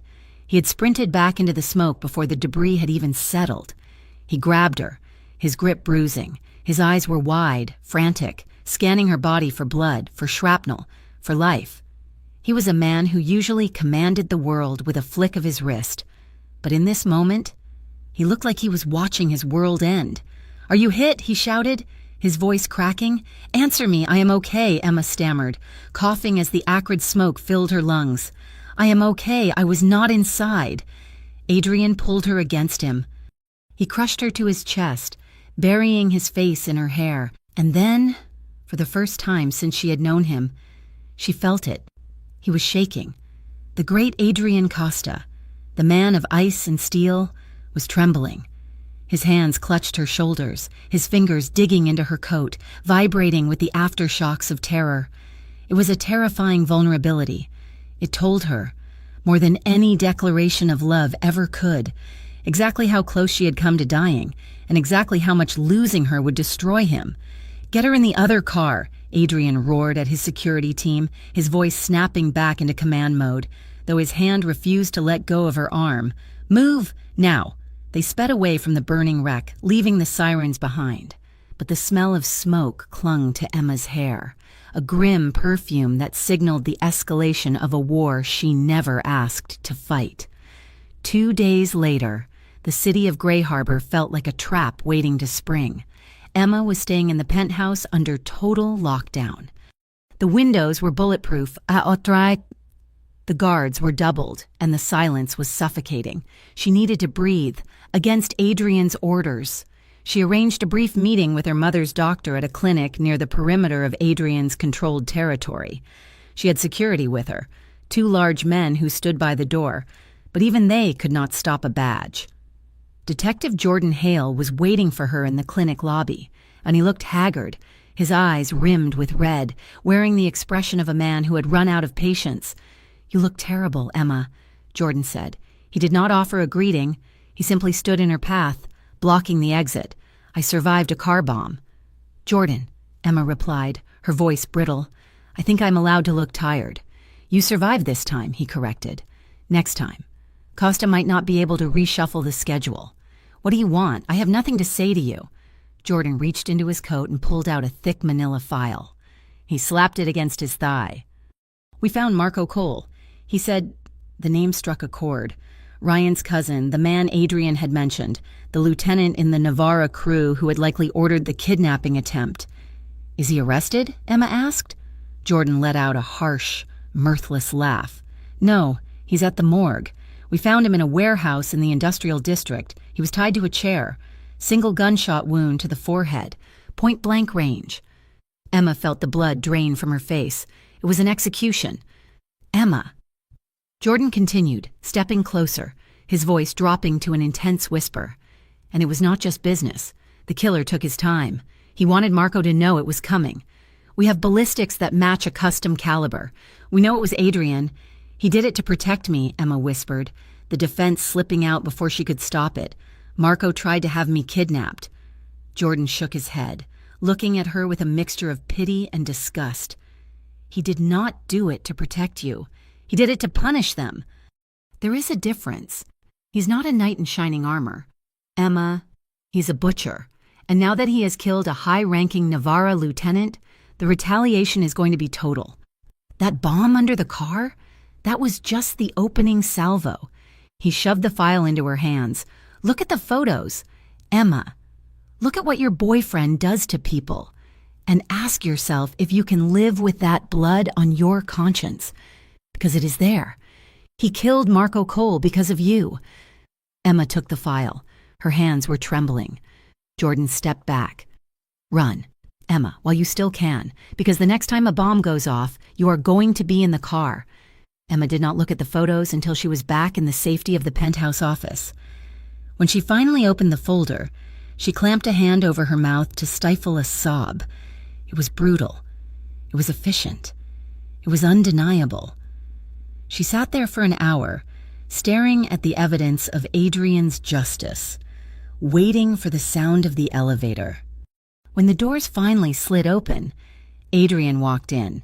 He looked exhausted, shrugging off his suit jacket and tossing it onto a chair. He loosened his tie, his eyes seeking her out immediately, as they always did.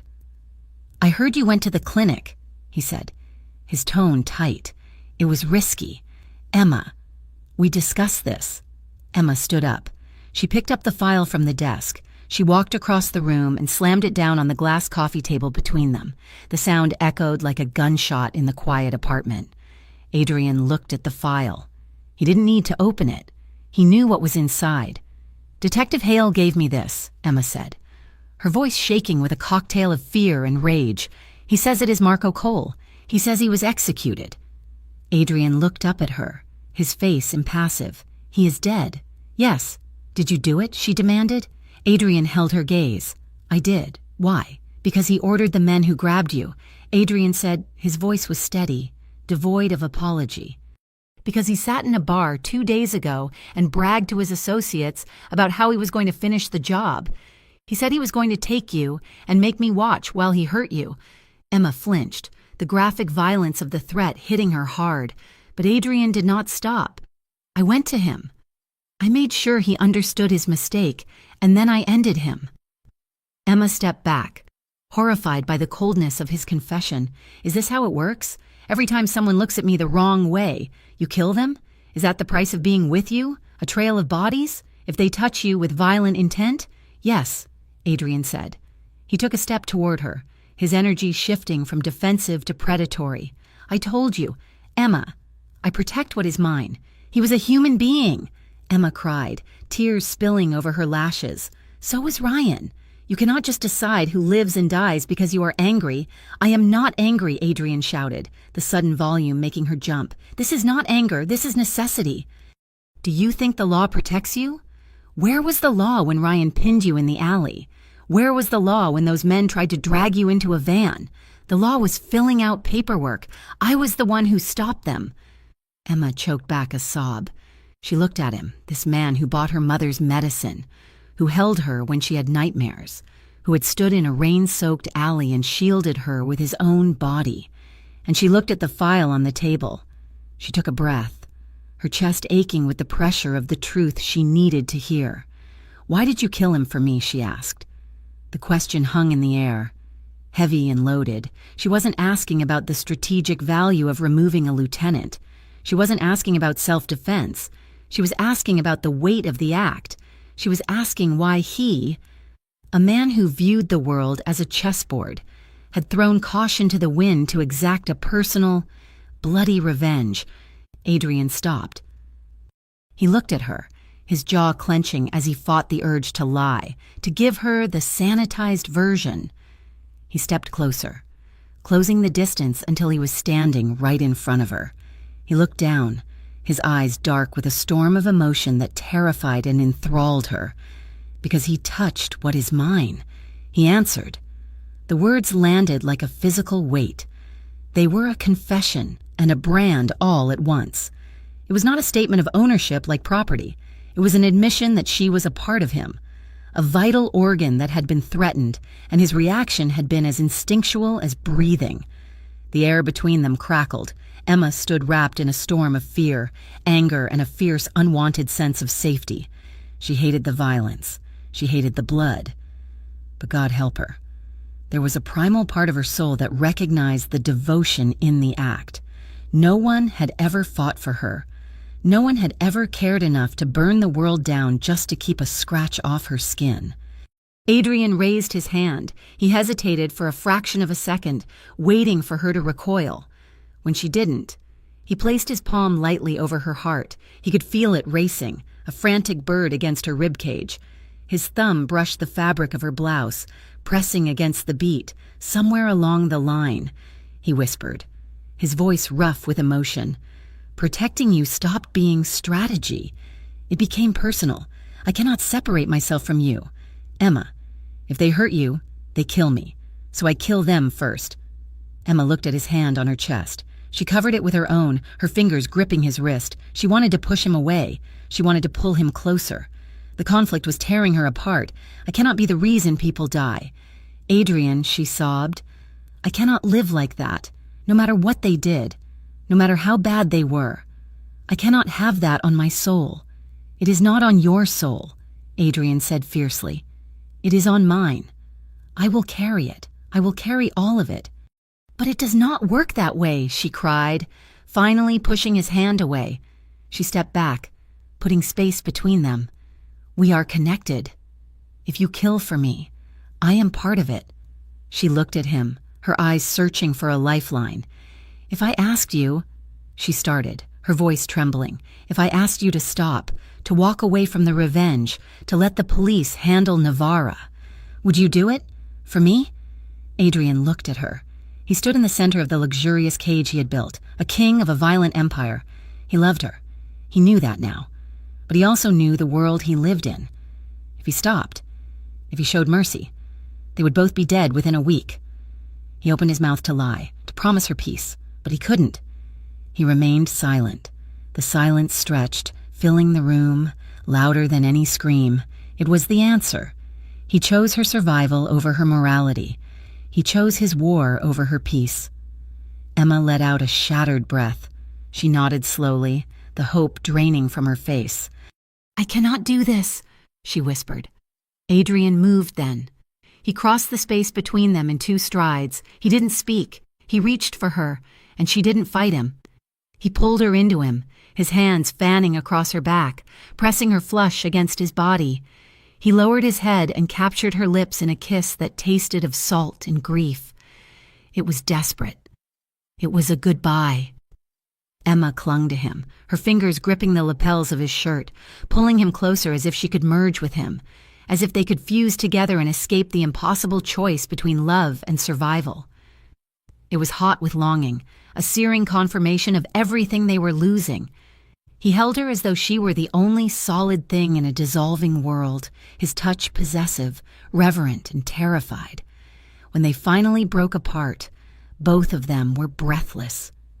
Adrian rested his forehead against hers for 1 second, his eyes closed, memorizing the feeling of her. Then Emma pulled away. She walked to the bedroom. She didn't pack everything, just a small duffel bag, enough for a few days. Adrian stood in the living room, watching her. He didn't try to stop her. He knew that if he forced her to stay now, he would break her completely. "I am leaving." "Adrian," she said, standing by the door with her bag, "I am quitting the job. I cannot come back to the tower." "Where will you go?" he asked, his voice dead. "Somewhere safe," she said, "somewhere away from this." "I will have men watch you," he said instantly. "No," Emma said. "If you send men, I will run further. Let me go, Adrian, please. If you love me, let me go." Adrian clenched his jaw until his teeth ached. It was the hardest thing he had ever had to do. "Go," he rasped. Emma opened the door. She looked back at him one last time, a dark, lonely figure in a tower of glass. Then she stepped out, and the heavy door clicked shut, severing the connection. Emma drove until her hands stopped shaking, which took nearly an hour. She found a nondescript motel on the northern edge of the city, a place with flickering neon signs and thin walls. It was the opposite of the penthouse. It smelled of bleach and regret. She threw her bag on the bed and sat down, burying her face in her hands. She had cut the tie. She was free. She felt like she had just carved out her own heart. She hoped the distance would break the spell. She hoped that in the silence of this cheap room, she could remember who she was before she became Adrian Costa's weakness. But unknown to Emma, the silence was deceptive. Across the city, in a dimly lit precinct office, Detective Jordan Hale was pacing. He had just received a tip from a confidential informant deep within the Navarra organization. Navarra was done playing games. They were done with car bombs and warnings. They were planning a final, decapitating strike. The annual Children's Hospital Charity Gala was in 2 days. It was the one event Adrian Costa appeared at publicly every year, a display of legitimate power and philanthropy. Navarra was going to hit the gala. They were going to turn the ballroom into a slaughterhouse to get to Adrian. Jordan looked at the file on his desk. He looked at the picture of Emma Romano. He knew he should warn her to stay away. He knew he should tell her to run to the next state. But he also knew that Adrian Costa was untouchable in his fortress. The only time he was vulnerable, the only time he made mistakes, was when it concerned her. If Emma was at the gala, Adrian would be distracted. If Emma was in danger, Adrian would expose himself. Jordan picked up his phone. He stared at Emma's number. He told himself it was for the greater good. He told himself that taking down the Costa syndicate was worth any price. He began to formulate a plan to use Emma Romano one last time. She wanted to save lives? Fine.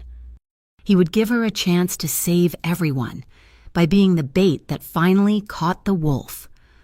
The neon sign of the Starlight Motel buzzed with the frantic, dying energy of a trapped insect. Inside room 12, the air smelled of stale cigarettes and industrial cleaner. Emma Romano sat on the edge of the sagging mattress, her eyes fixed on the small television bolted to the wall. She'd been here for 3 days, 3 days of silence, 3 days of trying to convince herself that leaving Adrian Costa was an act of survival, not an act of cowardice.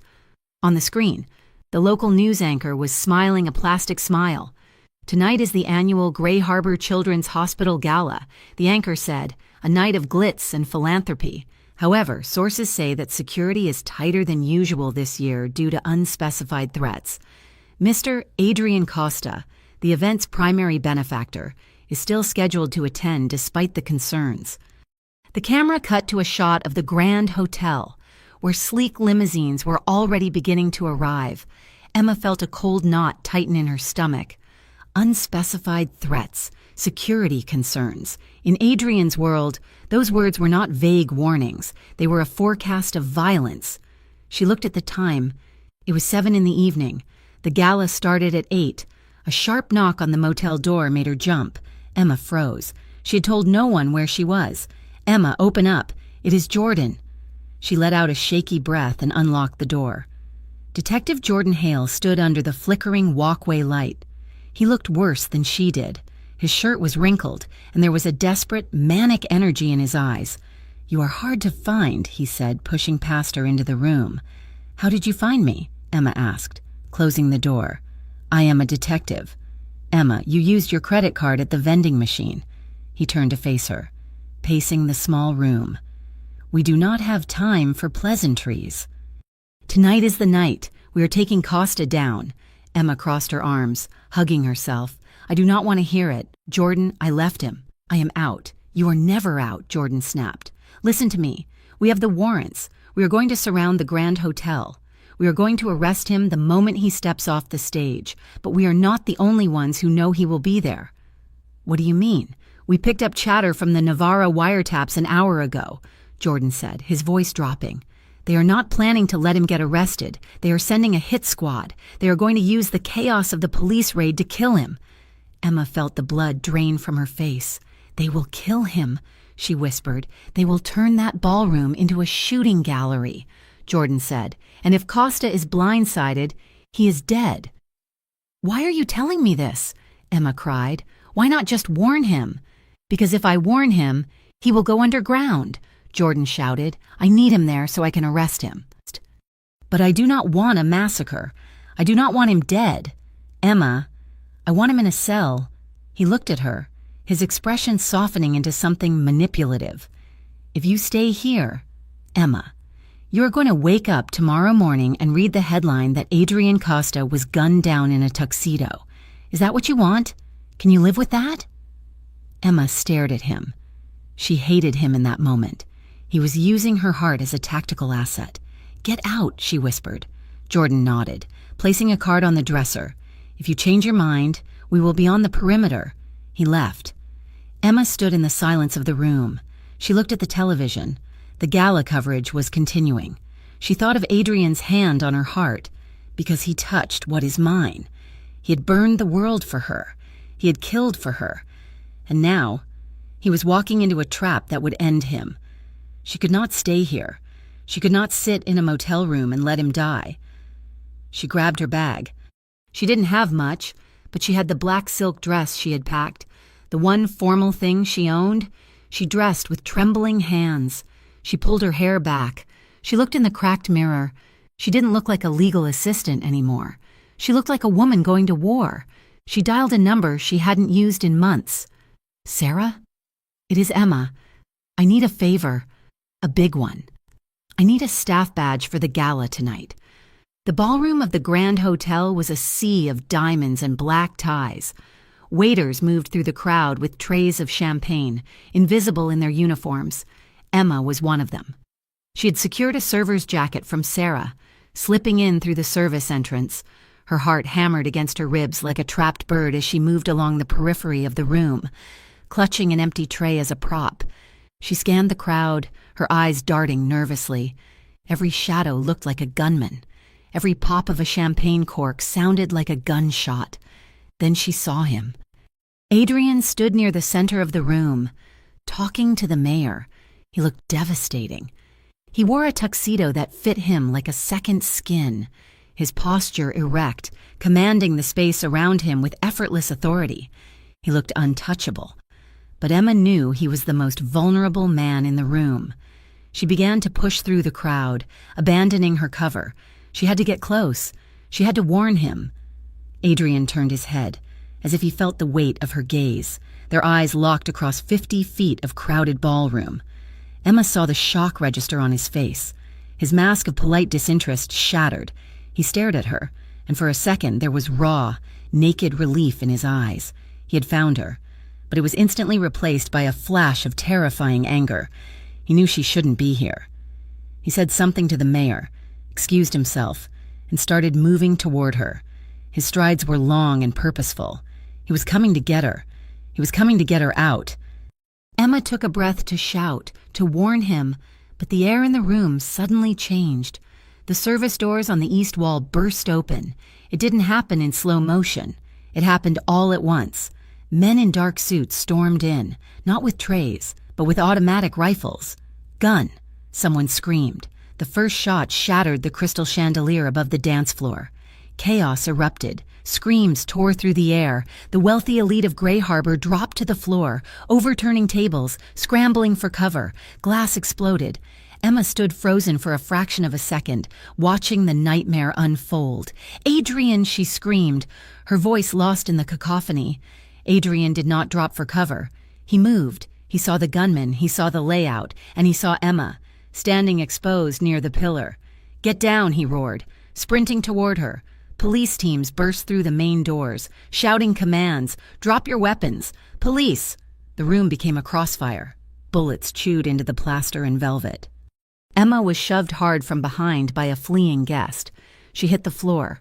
Sliding across the polished wood, she scrambled behind a marble pillar, gasping for breath. She looked up.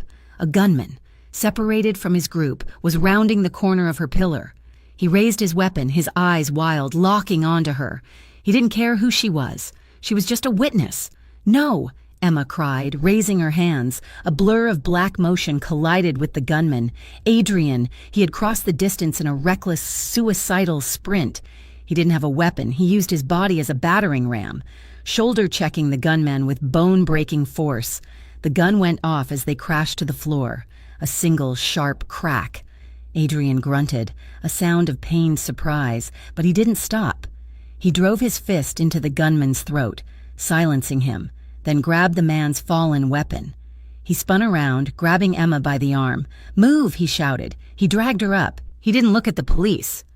He didn't look at the Navarra hit squad. He looked only at the exit.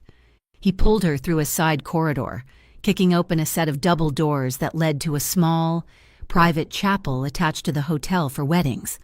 He slammed the heavy oak doors shut and jammed a chair under the handle. Silence descended, heavy and sudden, broken only by the muffled sounds of shouting and sirens outside. The chapel was dim, lit only by votive candles. Adrian leaned back against the door, sliding down until he hit the floor. He dropped the gun. His hand went to his side. "Adrian!" Emma dropped to her knees beside him. His pristine white shirt was no longer white.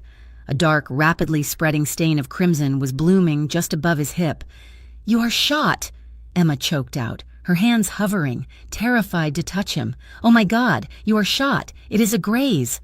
Adrian gritted out, his face pale, sweat beading on his forehead. It passed through. "I am fine." "You are not fine!" Emma cried. She ripped the hem of her dress, tearing a strip of black silk. "Move your hand!" She pressed the silk against the wound. Adrian hissed in pain, his head falling back against the wood of the door. "Why?" he rasped, his eyes finding hers in the gloom. "Why are you here? Emma, I let you go. I gave you an out. I saw the news." Emma sobbed, pressing down on his wound, her hands slick with his warm blood. "Hell told me Navarro was coming. He told me you were going to die. I could not let you walk into it alone." "You came to save me?" Adrian asked, a strange, breathless laugh escaping his lips. "You foolish girl. You walked into a kill box to save a monster. I came to warn you," Emma said fiercely. "I did not want you to die."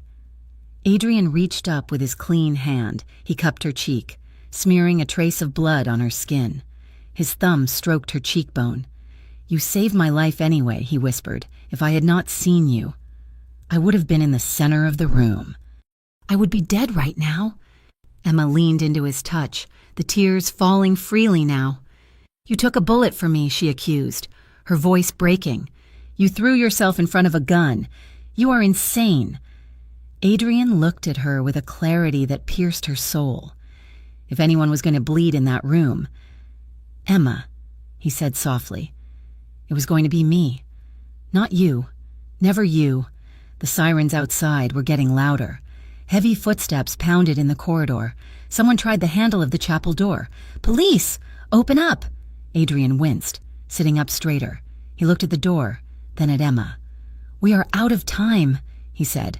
He grabbed her shoulders, forcing her to look at him. "Listen to me closely. Emma, there are two futures here. In one, the police break down that door. They arrest me. You testify. You walk free, and I spend the rest of my life in a cage. And the other?" Emma whispered. "In the other, you disappear with me," Adrian said. "Right now, there is a service hatch behind the altar. My men are waiting in the tunnels, but if you come with me, you are running forever. You carry the weight of everything I am, everything I have done, including Ryan, including Marco." He waited. He was giving her the choice again. But this time, the cost was laid bare in blood. Emma looked at him. She looked at the wound in his side. She realized there was no version of her life that wasn't scarred by this. She loved him. She would always love him, but she could not live in the shadows, running from the ghosts of dead men. "I cannot run." "Adrian," she said, her voice shaking but clear. "I cannot live a life where I am always looking over my shoulder." Adrian's face fell, the light dying in his eyes. He nodded slowly. "Then I will surrender." "No," Emma said. She gripped his shirt. "I will not run with you," she said, "but I will not hand you to them. I will not let you die in a cell for protecting me." She looked at the door, which was shuddering under the blows of a battering ram. "Go," she whispered. Adrian stared at her. "What will you tell them?" "I will tell them the truth," Emma said, "that I was attacked, that you saved me. I will not lie for you, Adrian, but I will not condemn you either. I will let them fight over what that means. It was not absolution. It was not a happy ending. It was a messy, gray, painful compromise." Adrian looked at her with awe. It was the closest thing to forgiveness he would ever get. He leaned forward and kissed her.